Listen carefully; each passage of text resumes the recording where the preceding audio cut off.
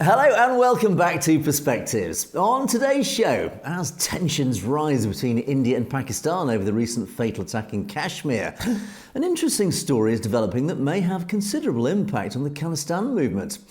In the UK, the Sikh community were the first to warn of Muslim grooming gangs targeting young girls decades ago.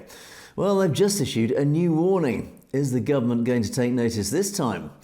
And we start a series of investigations unravelling the Canadian connection to India's Bishnoi gang and its link to the US criminals being deliberately mislabelled as Khalistanis as part of the Hindutva misinformation agenda. And we have a report looking at healthcare support workers in Canada, many of whom are, of course, immigrant workers suffering terrible discrimination. All this and more on today's show, but joining me as always for Perspectives is our very own correspondent in Canada, James Cousineau. Good morning, James. Good morning, Angus. I hope you had a wonderful weekend, as I wish the same for all of our viewers. Thanks for tuning in for a Monday show. Back to you, Angus. Indeed, and James and I together will be bringing you our perspectives on the daily news affecting the Sikh community across the world. And of course, as usual, we'll be taking a look at loads of your great comments at the end of the show, which have been filling up below the video, so thank you for those. Right, James, let's get underway. What are you going to start us off with this morning? We're going to take a quick peek at one of the hot button topics in terms of the foreign workers program and the federal election coming up later today. People will be out voting and getting their voices heard across Canada. But one of the groups that is very concerned about their voice is the healthcare workers, the support workers that look after the food, the housekeeping, all of those important issues behind the scenes of our healthcare facilities, whether it's hospitals or long-term care, seniors care, and all of those vital, important locations. Now, what's happening is that with the restriction and the reduced numbers for the provincial nomination program, it is a concern to these workers that many have been working for 1, 2, and even further years, and they're in the process of getting whether it's temporary or permanent status in Canada. This, however, with the cutbacks and people not knowing the future of their visas right now under the provincial nomination program, could have a major impact on their way forward to become citizens here in Canada. Now, at recent rally events for the federal politicians, there have been groups showing up to protest and to make sure their voices were heard. And recently, as you're aware, for our regular viewers, we covered the visit of Mark Carney in Surrey, British Columbia. Now, with that said, of course, Sikh Dhaliwal, who is a local MP, is very much in touch with these workers and took time as well during this campaign stop while everybody was making their way into the Agriplex in Cloverdale. Sikh Dhaliwal took some time to actually speak with the protesters about their concerns, and he will take them back to Ottawa. We know that Canada is in a healthcare crisis in terms of not being able to recruit enough doctors, enough nurses, and there's been a real push to increase those areas. But what good are the doctors and nurses going to be to our healthcare system if we don't have the people to actually look after the facilities and to work behind the scenes to support patients, recovery, and care? So, of course, that is a big concern. Now, one of the things that I noticed, and I'm just going to bring this up because I thought, as much as I love the entertainment industry, and I work in film, television, as well as streaming here, so I have that connection. I am a union member within the film industry. But with that said, there are priorities in the technology sector that actually defined broadcast technicians, audio and video recording technicians, writers, non-technical, so authors and writers, and technical writers as well. But, they're also looking at choreographers and related occupations. Things like this that they consider are a priority for the provincial nomination program. And to me, that doesn't make sense. To me, it would be much more in line to prioritize the support workers for our healthcare industry. Much more important to me as a Canadian than it is for audio and video recording technicians or performing arts assistants. and operators. So again, this is a major concern coming forward with the election later today. I will be out to cast my vote. And we do have a short video clip of the healthcare support workers speaking with us at the recent Mark Carney event in Cloverdale, British Columbia. And they are, again, concerned about where this provincial nomination program is going at this time. I want to let everyone know that why we all are here. So we all are non-clinical staff, and we all are from the different health authorities in BC. We are working continuously as a full-timer and a part-timer employees in the healthcare systems, and we all are from the different departments as the housekeeping, as a food service worker, admins, unit clerks and all. So we all are here today to get the attention of public as well as the government that we all are going through a kind of discrimination, that we earlier we all had the same equality and the same respect in the healthcare system, but today government had made the changes at last 14th of April. Government made the changes and they removed all of the non-clinical staff from the PNP quotas, and they are no more supporting all of us for the PNP supportive documents. So we all are here for asking public as well as the government to consider us that we all non-clinical people are still important in the healthcare system. So we want the same respect, we want the same support from the government, and we want the same changes as it was earlier in the PNP guidelines. Thank you. Okay, yeah, of course we know that healthcare is a big topic issue, not just in the federal election, but when it comes to provincial issues and local issues. We have a local hospital being built just minutes away from where we're standing now, and if they start cutting back or getting rid of all of the support staff, who's going to be actually working to run that hospital? It takes a lot more than nurses and doctors, and a lot of times I think that the support staff are overlooked and they are not given the respect and appreciation that they deserve. So on behalf of myself, I'd like to say thank you to all of you and all of your colleagues. But at this point, of course, we know that Mark Carney will be speaking here shortly. What is your direct message to Mark Carney as opposed to the whole community and everybody? But what would you say if you got to look him in the eye and say something? Yeah, on the behalf of all the colleagues and all the co-workers, we all are here, and and most of us are working still now. I would like to deliver a message that I want the same equality and the same respect in the healthcare system. We are demanding, as we all non-clinical staff are still same, we all matter, and I don't know who said that any healthcare system would work without any food service workers or any housekeepers. So we are demanding the same respect as we were getting earlier, and we want the same quota back in the BC PNP sportive program. Exactly. No, that's great, guys. It's great to see everybody out here. And, I talk about all of the support staff, and let's face it, with a belly like this, I always support the food service workers. Yeah. But thank you very much for being out here. So as you can see there, Angus, they have brought up the concerns that they have, and I have to agree with them that healthcare should take a bigger priority over other industries that I just feel we don't necessarily need to prioritize over healthcare.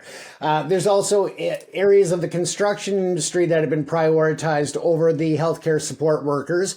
Laying floors, vinyl decks, these things are not as big a priority in my world as they are as it should be when it comes to healthcare support workers. So again, I stand very firm with them, and am very happy to have seen them there at the event and speak out, because a lot of those that are here temporarily, whether it's through the provincial nomination program or through the student visas and that, a lot of them are afraid to speak up for their rights and speak up to the issues that matter. So I'm really proud to see that they are taking that initiative, Angus, and being out there to vocalize their concerns and also to make people aware of the problems in the healthcare industry, Angus.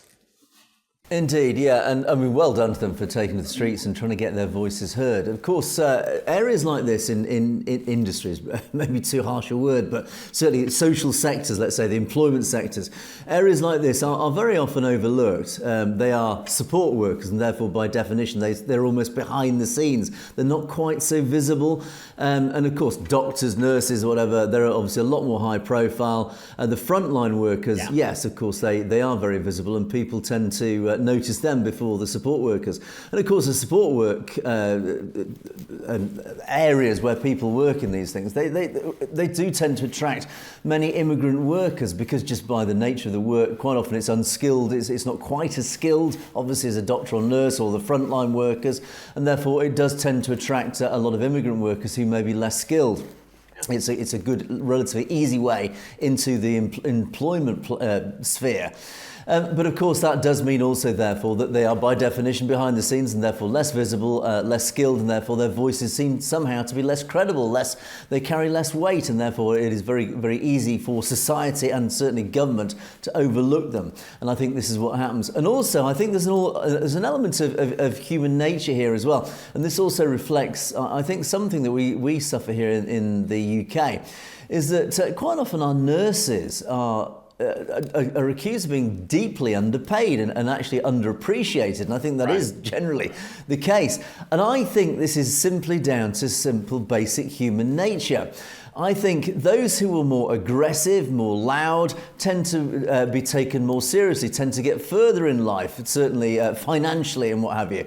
And they tend to be, of course, but again, by definition, the more aggressive, the more alpha male almost parts of society. And of course, people who are decision makers listen to the loudest voices.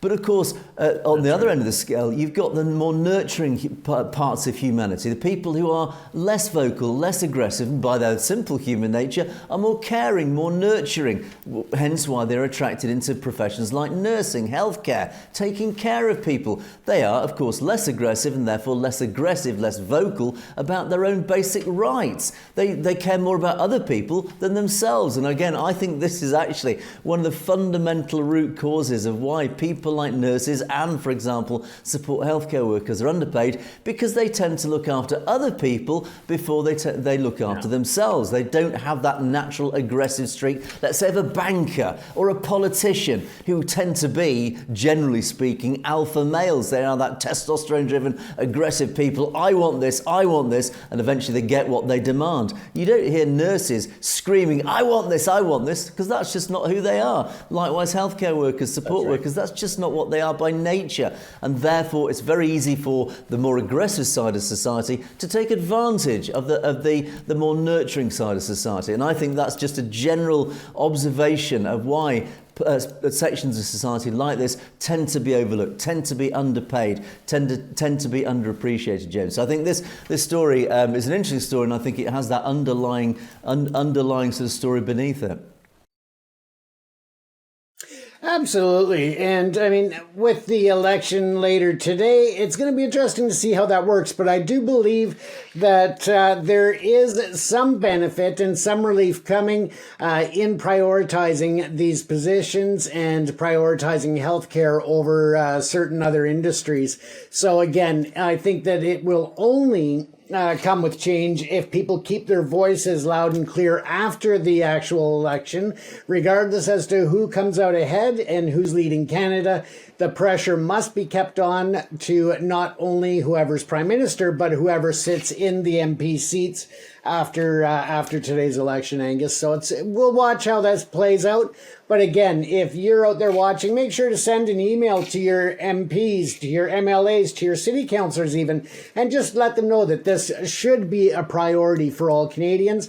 And if you see the same type of pattern developing in the US or in the UK, by all means, reach out to your politicians. Support those who need our support, because they support us when we need it. And let's face it, we idolize the Kardashians and, people who are on a screen.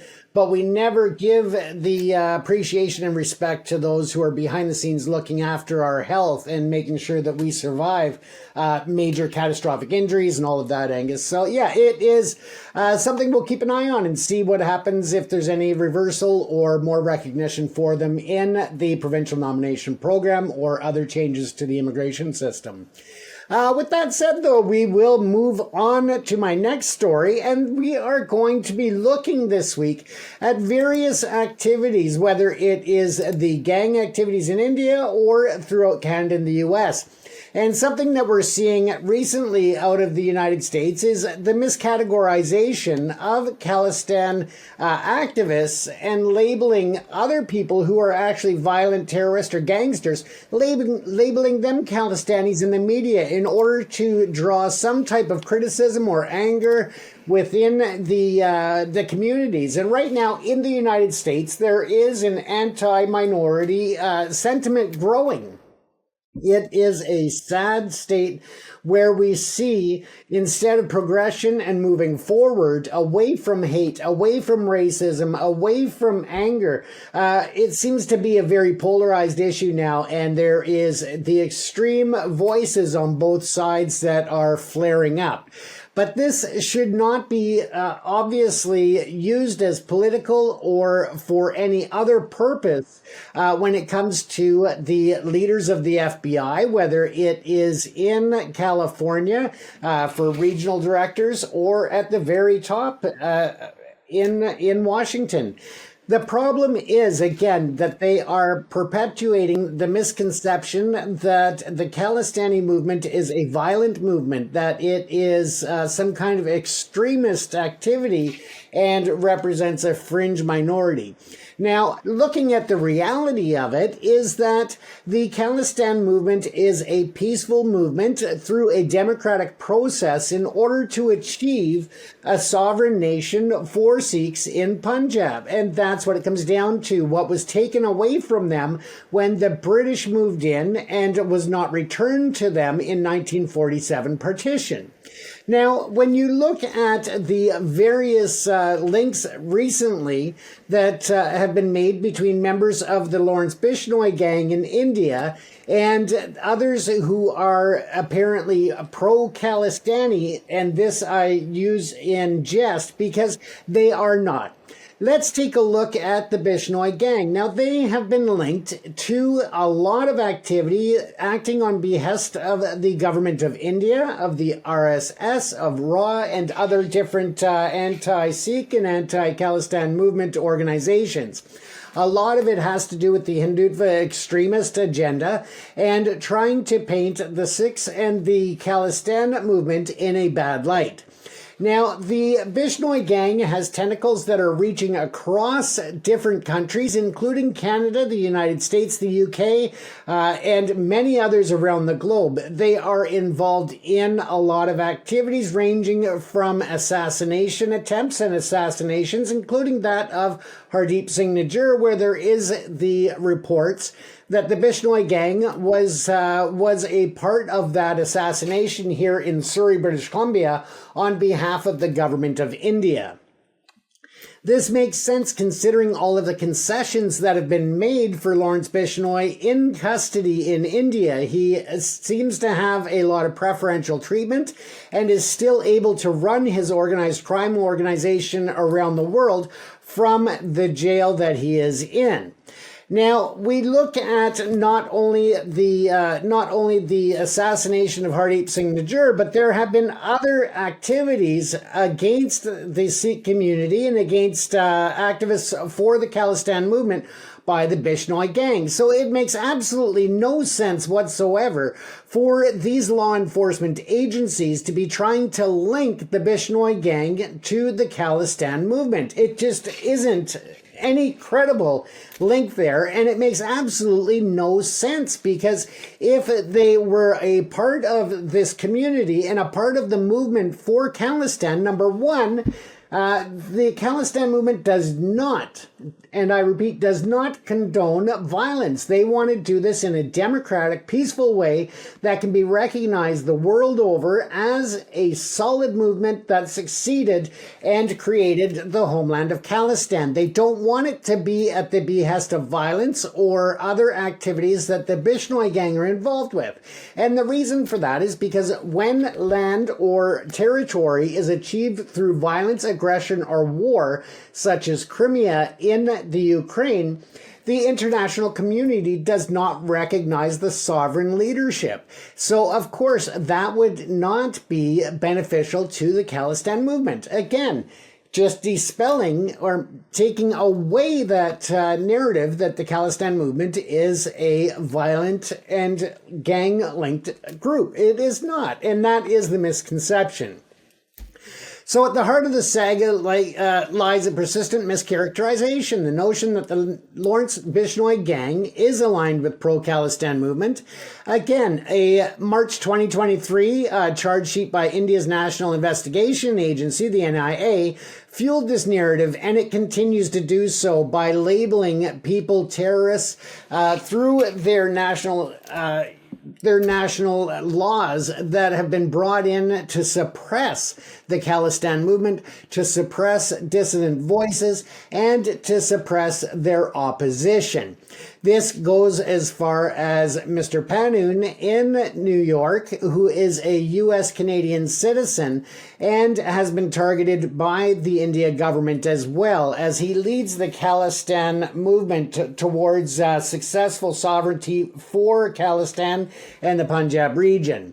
So again, we have a different points here that we're looking at. I'm just kind of going through it quickly on the screen that you can pause your screen and read in more detail.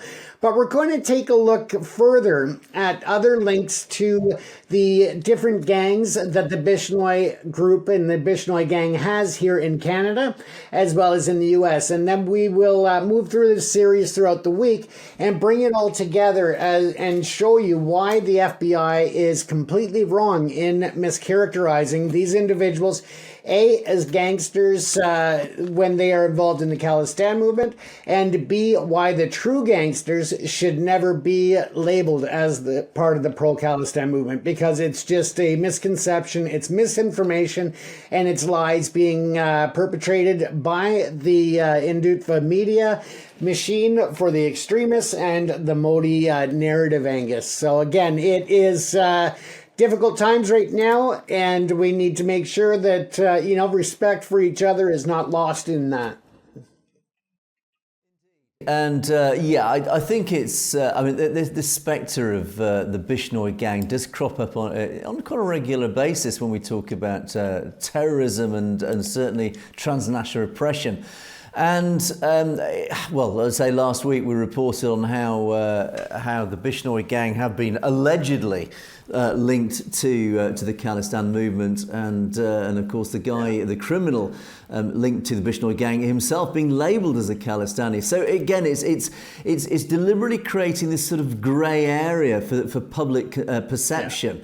And it's not really a grey area. I think in reality, as you've dug out there, James, and we quite often report, is the Bishnoi gang are deeply allied to Modi's government. There is much more alignment with Modi's government than certainly any evidence of it being aligned with the Khalistan movement. I think it's almost, to me, black and white there.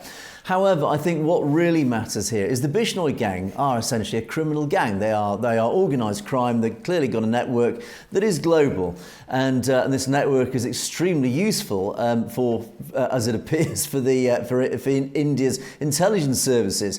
When it comes to Bishnoi's gang itself, what is its political affiliations? In reality, I suspect it has no political affiliations. I think Lawrence Bishnoi, the head of the gang, all he cares about is growing his network internationally, is making money. Essentially, that's what criminals are in it for. They're in it for the excitement, but also ultimately the end goal is to make as much money as possible, and that only aligns with any political values when it suits those particular agendas. agenda. And I think in reality, Lawrence Bishnoi, I suspect probably, he might have his own personal feelings about it, but I guess the gang's forward momentum is not driven by political goals, it is driven simply by basic criminality. But I suspect then that if India's intelligence agencies are using Bishnoi's gang to undertake their proxy work, and by that read transnational repression, then I think that is the only time that Bishnoi's gang align with politics, and therefore they're probably paid, whether financially or by favours, maybe being turned a blind eye by law enforcement, and Lawrence Bishnoi, for example, being allowed to operate his criminal empire from his Gujarat jail, and in return that may be why he is undertaking transnational repression operations on behalf of the Indian government. It's a little bit of a quid pro quo. So RAW is saying to Bishnoi, look, we'll let you do whatever you want in prison if you can please use one of your operatives in Canada to, for example, kill Hardeep Singh Nijjar, etc. And of course, the advantage for the Indian government is it creates that fire break, that very handy fire break between any operations on the ground and the Indian government. In other words, if they get caught, for example, Hardeep Singh Nijjar's murder, his killers are caught, then of course there is that fire break, that level of deniability, plausible deniability, where the Indian government and certainly RAW can say, oh, it wasn't us, nothing to do with us, even though in reality they probably were acting as proxy operatives for the intelligence services. So, James, I think this is all part of this overall huge agenda, this widespread global agenda being spread out by India, in the Indian government, or when I say the Indian government, specifically, it's the Hindutva RSS movement operating through the intelligence services of RAW. They are spreading this deliberate misinformation campaign. That, as we know, part of that is, of course, to label the Khalistan movement and its activists as terrorists and a terrorist movement, because that suits their agenda. It puts pressure on Western governments who are, of course, very publicly anti-terrorism, and they've got these massive anti-terrorism programs underway, that India are leveraging that obligation, that moral obligation of the West to say, look, these Khalistanis, they're all terrorists, therefore you must target them. So that suits their agenda to label Khalistan as a terrorist, but also at the same time and in the same breath, they're using, ironically, their own terrorist activities, the Indian government's terrorist activities, to mobilise the Bishnoi gang as their proxy killers, as their proxy operatives, to go out then and target their big political enemies, this Khalistan movement that is forming such an existential threat to the RSS control of India. So, James, I think really that's what it's all about, and it's a very complex web, but I think really you don't need to dig too deep to understand the truth that's really going on there. Absolutely. And tomorrow and throughout the week, we'll be exploring this deeper and why the FBI is differing from the Five Eyes countries in trying to push this false narrative that these gang members are pro-Khalistani.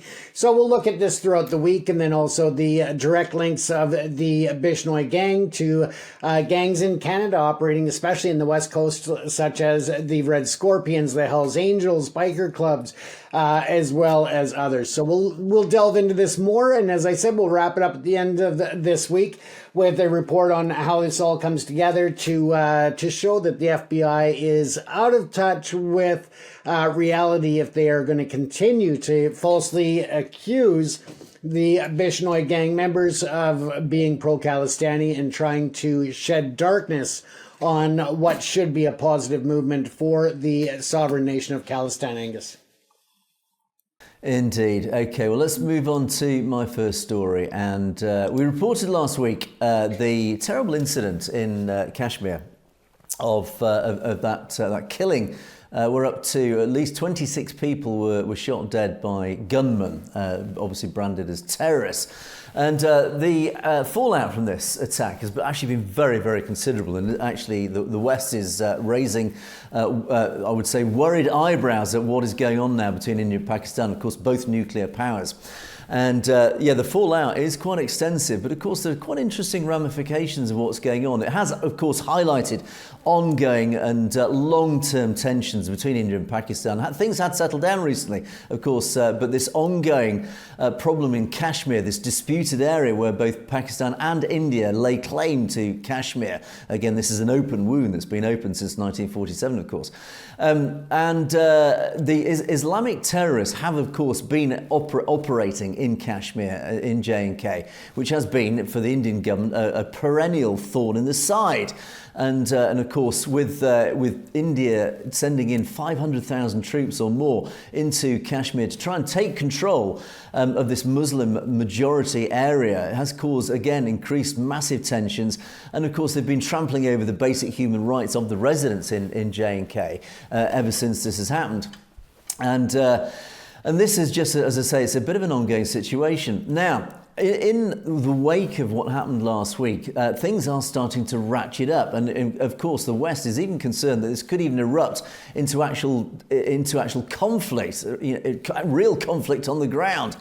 Now, in the wake of this attack, India has, of course, reacted very quickly and very strongly. They have said, right, that's it, we're closing all the borders.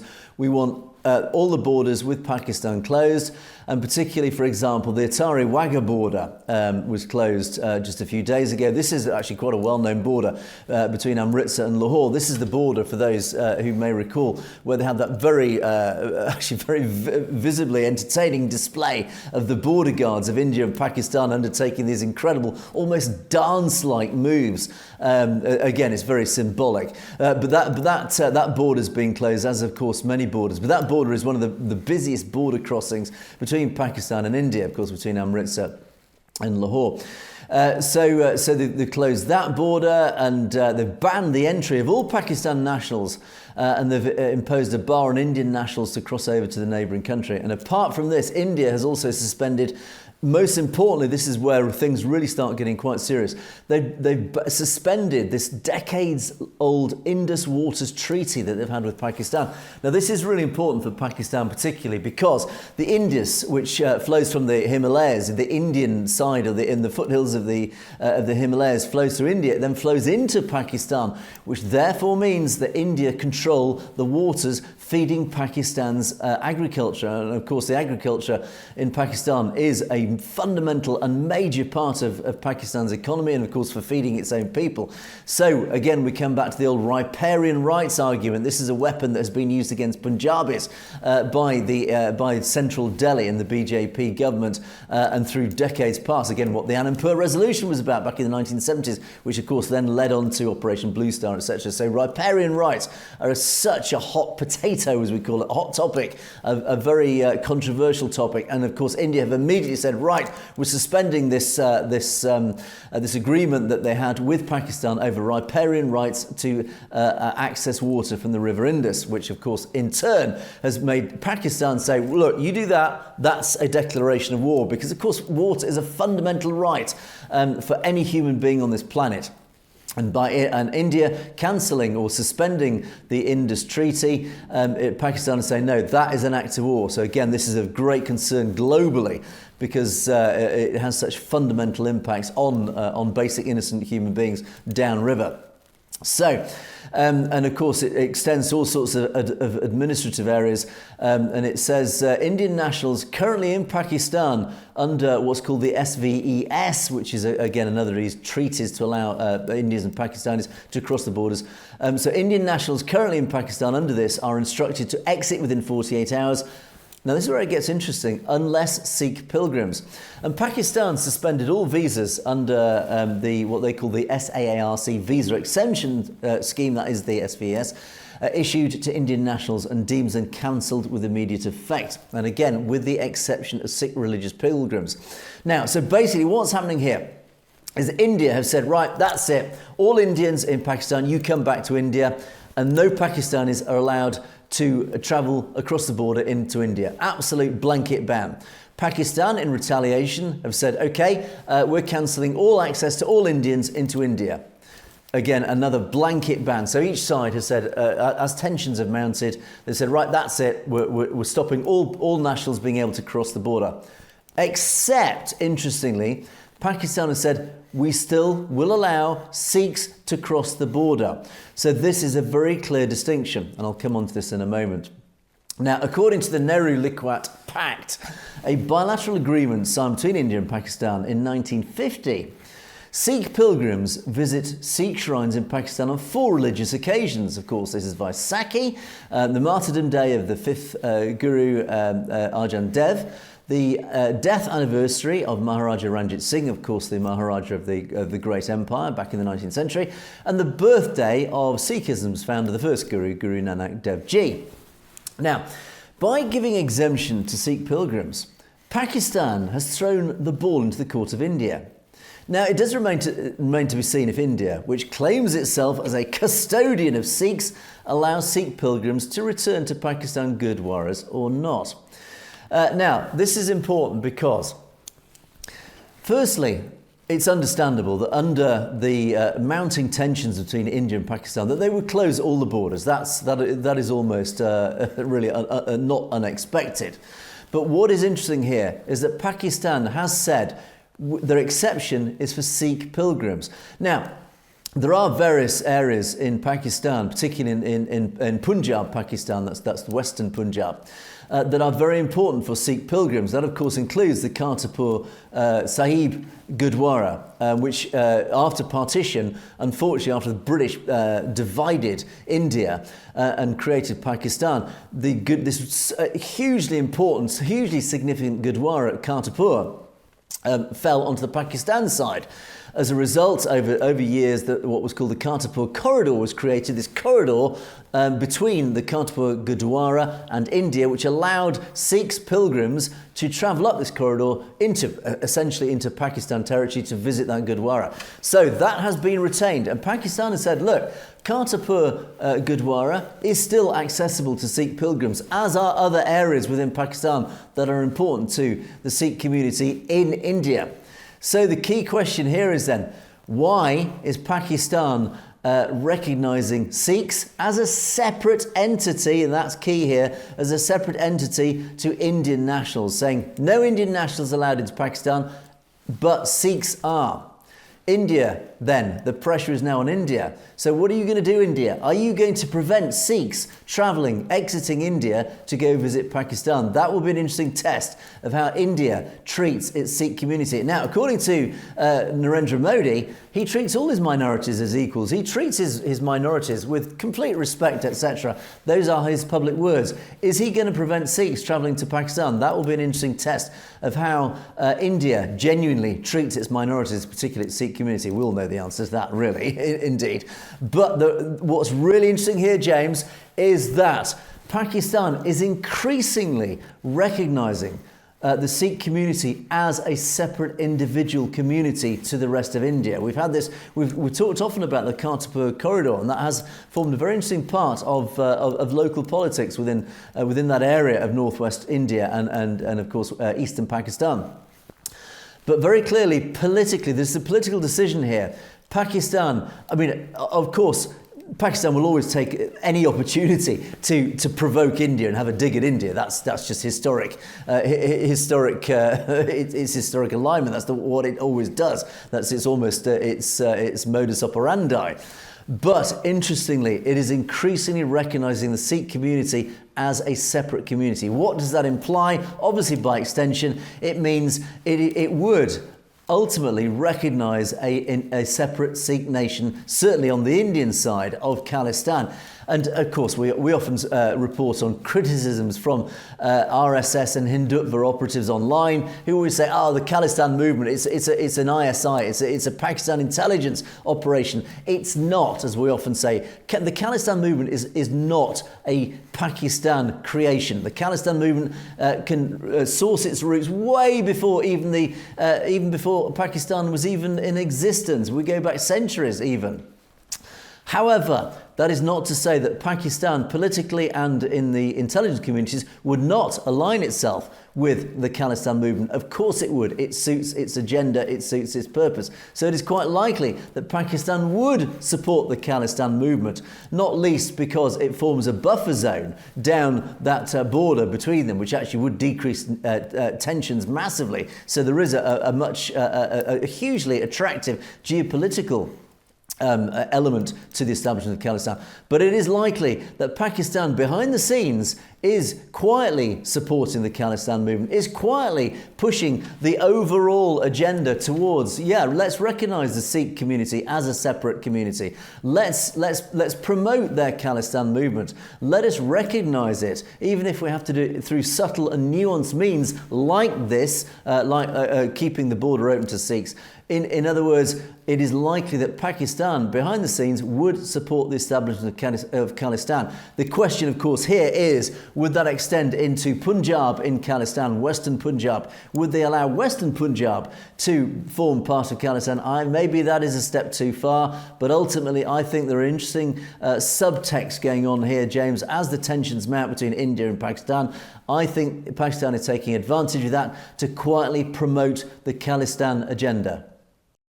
So on that note, let's move on to my second story, and I'm going to move across to the UK here. And it's a terrible story, this, that we have mentioned on several occasions. This is the story of grooming gangs, Islamic grooming gangs, where a small minority of the Muslim population in the UK have been seen to be targeting for sex, basically, young girls from all different communities. And it seems to have started within young Sikh girls here in the UK have been groomed by these gangs, these gangs actually essentially from the Muslim population, and they tend to be from the Pakistani population here in the UK. And back in certainly the 80s, if not even before, the Sikh community were warning the British government and law enforcement that this was going on. And of course, these gangs then extended into the young white girls. And it was only then, actually, the government actually even noticed it and took action about it. Law enforcement have been accused recently on regular occasions of turning a blind eye to this. And the reason that it is believed that the police have turned a blind eye to it is, of course, they are terrified of being labelled as racist. So we have this ridiculous situation here in the UK where law enforcement, the police services, are ignoring the most terrible crimes going on in various minority communities here in the UK because they are afraid of being accused of being racist because they happen to be targeting Pakistanis. And again, this is an issue that it's a very difficult topic to talk through because we have this huge liberal movement here in the UK, and in fact that's infected across the West. And Trump, for example, has stood up to this whole liberal agenda, this woke agenda as it's called. And this, one of the sad side effects of the woke agenda is it means, for example, here in the UK, that grooming gangs have not been tackled because people are too afraid of offending. It's all about being offended, and people are too afraid now of offending the Islamic population here in the UK. And as a result, the Islamic, or certainly sections of the Islamic population here in the UK, have taken advantage of this situation, and the criminal elements within the communities have taken advantage of this to go out and groom young girls. Now, and what's worrying is that finally the government did take notice of this, but they're fudging the issue a little bit. And Keir Starmer, once again, has really not taken enough action about this. And there are accusations that he, in fact, when the original grooming gangs were really active at their height, he was the Director of Public Prosecutions, and he ignored it to a large extent. He did nothing about it, or very little about it, even when told that it was going on. So, of course, any investigations into how these people got away with it for so long, he appears, or is being accused of refusing to investigate it properly because he realises that the spotlight will come on him in his past career as Director of Public Prosecutions. Why didn't he do anything about it? And he's now Prime Minister, and so there are accusations that he's deliberately trying to bury the whole issue. Well, unfortunately, it appears this terrible crime is reappearing. Reports of a sharp rise of these cases involving children and young girls has now led to the Sikh Council UK calling for cross-country action, including, of course, getting the government involved immediately. And what they're reporting is that several Sikh families are saying that children amongst their community have gone missing. They've reported this to Sikh Youth UK in recent weeks. That has now led to this call. And of course, for decades, Sikh organisations have raised this issue. They have been the voice for so long about these youth being radicalised and manipulated against their own community by these Islamic extremists in the UK through a sort of niche style of what they call transcultural grooming. Now, reasons for this recent increase are unclear. As a result, the Sikh Council UK have released quite a powerful press release. And they are, of course, expressing in this press release their serious concern after Sikh Youth UK issued their press release in turn, which highlighted this sharp rise in cases of grooming and also forced conversions and radicalisation. So, of course, youngsters in all the communities are now being not just groomed for sex, but they're also now being groomed to be forcibly converted into Islam and radicalised into the extreme end of Islam. And the reported 10 cases in just 2 weeks reveals what they say a deeply disturbing pattern of religiously motivated and ideological exploitation. Now, the Sikh Council has called upon Gurdwaras to, of course, enhance safeguarding awareness and protective measures. So they're going around the Gurdwaras saying, look, you've got to keep an eye out for this. It is on the rise for some reason. Seminars to be run across Gurdwaras to raise awareness, and that parents and educators in the schools to open conversations with the children about online risks and coercion. In other words, if they experience it, to recognise the signs and symptoms of it. And then the calling upon authorities, schools and local councils to treat these incidents with the seriousness they demand, ensuring culturally competent responses, and government departments to engage directly with Sikh organisations to prevent further harm. And they are urging all stakeholders within and outside the Sikh community to act swiftly, collaboratively, and with unwavering commitment to protect the future of our children. Now, as I said, James, this is a story that's very particular to the UK, and it has a terrible history. It's a terrible history of incompetence and failures. It also an indictment of the failures of this whole woke agenda, this fear of offending anybody, and of course the growth of the power of the Islamic population and the Islamic community here in the UK. Now, of course, we do not tarnish the Islamic community here in the UK with anything. It is a small minority within that community.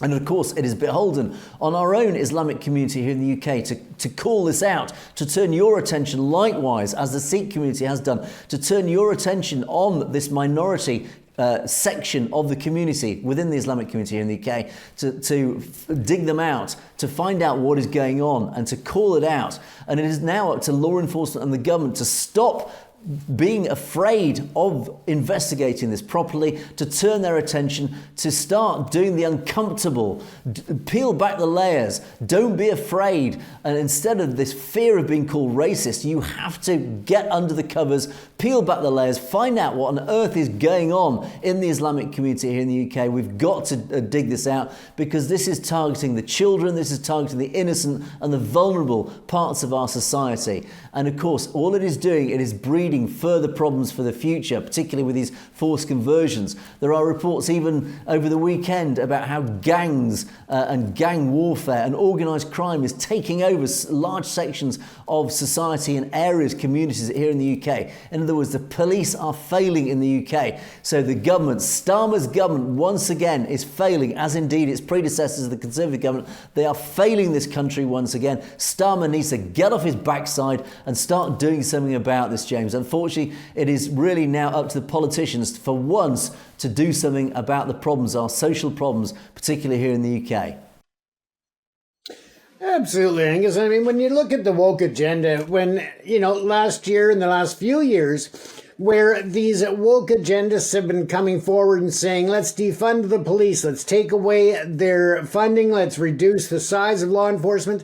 And then they come back and they are shocked when we bring up these types of stories, the grooming gangs in the UK, the human trafficking, the prostitution.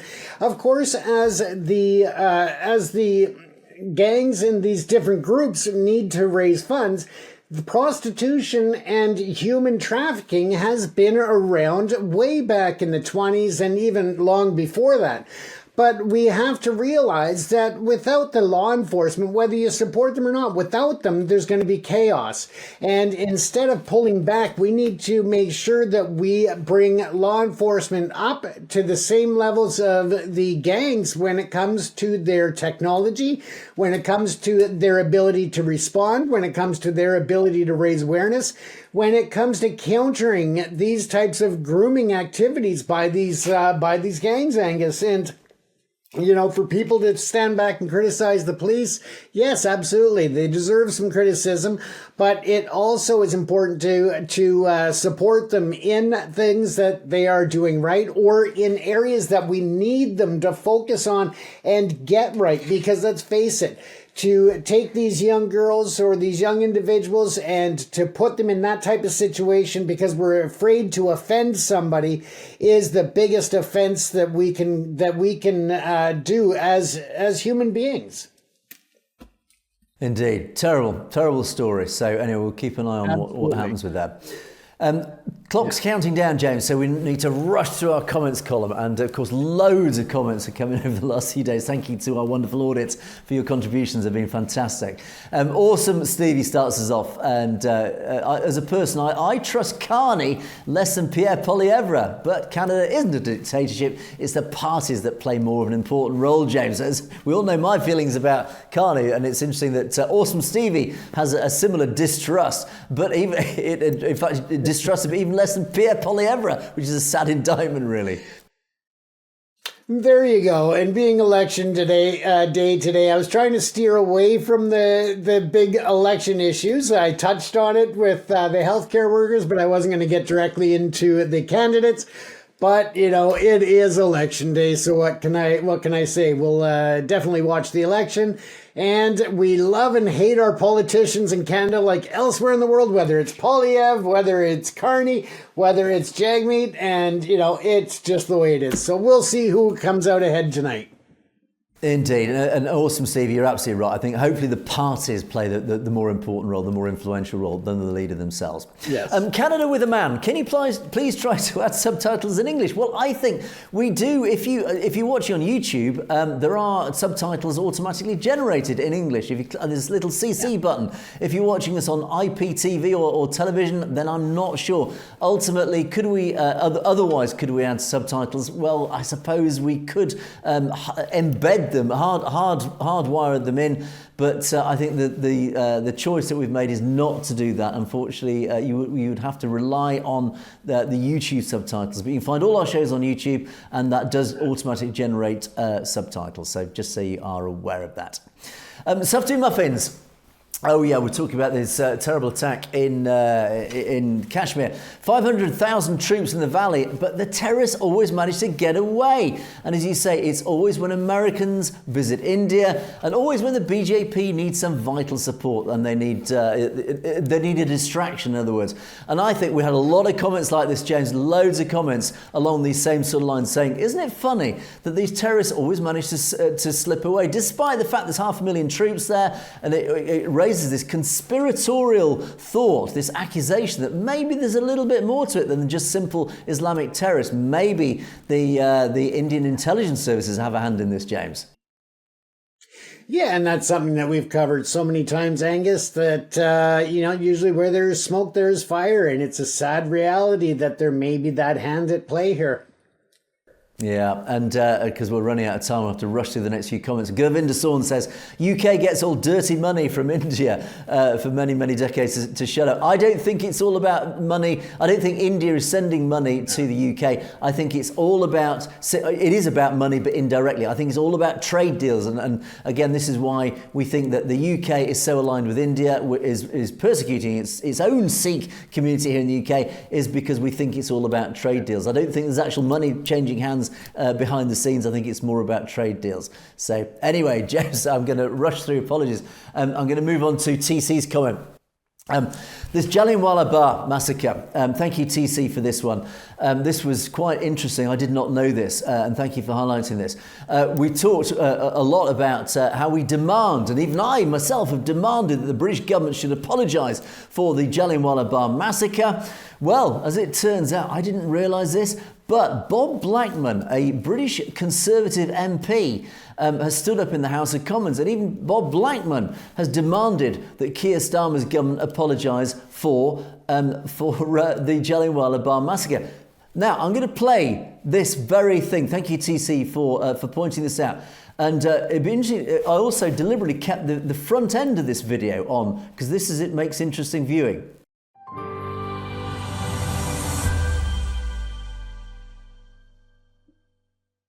On the 13th of April 1919, families gathered very peacefully in the Jallianwala Bagh to enjoy the sun, enjoy a day out with their families. General Dwyer, on behalf of the British Army, marched his troops in and ordered his troops to fire on those innocent people until they ran out of ammunition. At the end of that massacre, 1,500 people were dead and 1,200 injured. Eventually, General Dwyer was disgraced for that stain on the British Empire. Etc., etc. And he goes on, and then the government gives a completely typical, pointless response to his question, his demand.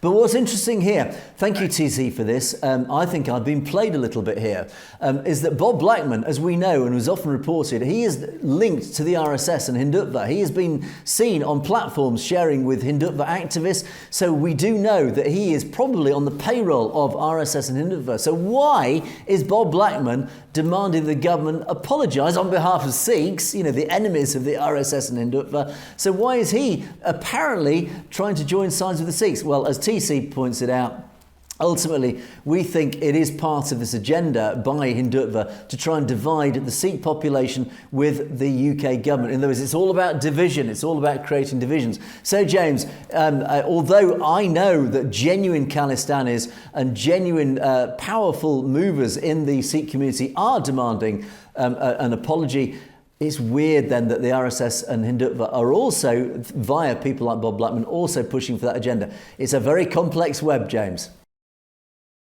It is, but will we ever understand the world of politics and what happens behind the scenes? Probably never, Angus. Indeed. But thank you, TC. I think, as I say, I wonder if we are being played a little bit on that one. So. The final set, and I did a special on Friday about Trent Franks' wonderful speech and what's going on behind the scenes of the Khalistan movement. And I had to do this one. Amrit Saravar, yes, I winced when I watched back on this. Your comment, Angus, I love your hair today. And I don't know if you're joking or indeed you're being genuine about that. But for those, go have a watch of that video. My hair was awful on that day. The reason I winced when I was editing it, I looked at myself on camera, I thought, oh no, is that where the studio is a bit of a walk through a windy corridor. And of course, I was in the usual rush to produce these things. I forgot to check the state of my hair. And as I walked to the studio through that windy corridor, the wind played havoc with my hair. It did great. A hairstyle that I wouldn't normally be associated with on camera. So thank you for Amrit Saravar for that one, James.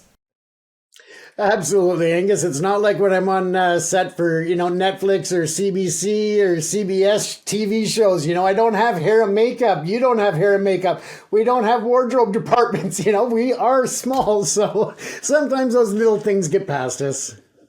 Indeed, yeah, when you're in a big studio, you've got people all around you to point out your hair looks terrible. Unfortunately, I don't, so there you go. So thank you for that one. Sat Bachan Singh, and this, again, loads of comments after this video, all really pretty much same thing, but you are speaking unbelievable, unthinkable, amazing empire. And of course, people were getting very excited after this video, because of course the video does point to the fact that all the pieces are falling into place for Khalistan. And Singh Amri Kuala says, Khalsa world, the new world order. Indeed, the new world order could potentially recognise Khalistan. Avtar Dillon, nice one, Angus and James. Hopefully God will listen to our prayers, because India will not have a good weekend.